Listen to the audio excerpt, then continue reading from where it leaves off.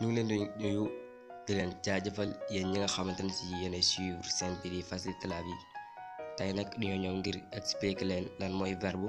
def nañ ko fi ay yoon waaye ñu bari dañuy gis ñuy def li nga xamante ne si mooy verbe waaye ñu xamuñu carrément bu ñu déggee verbe baat boobu lan lay signifier.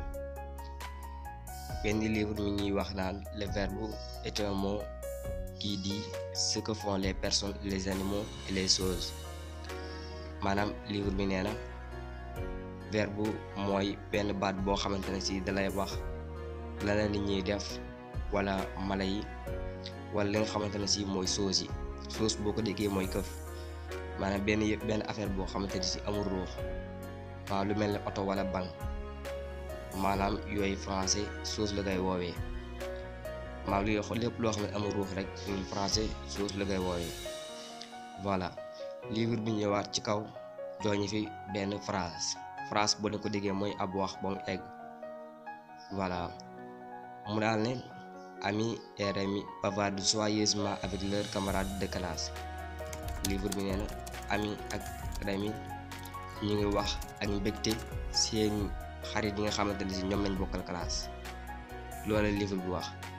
léegi foofu boo bëggee xam verbe bi da ngay poser question, lan la Ami ak Rémi di def.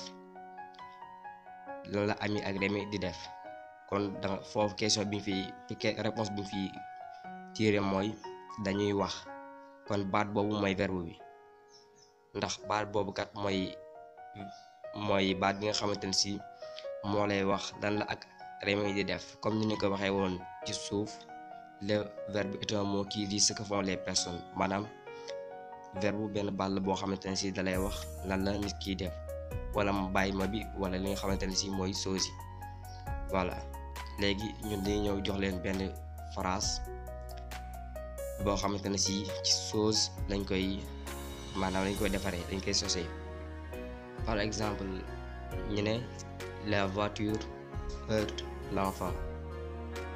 loolu di signifier oto bi fiir na xale bi. loolu la phrase bi signifier.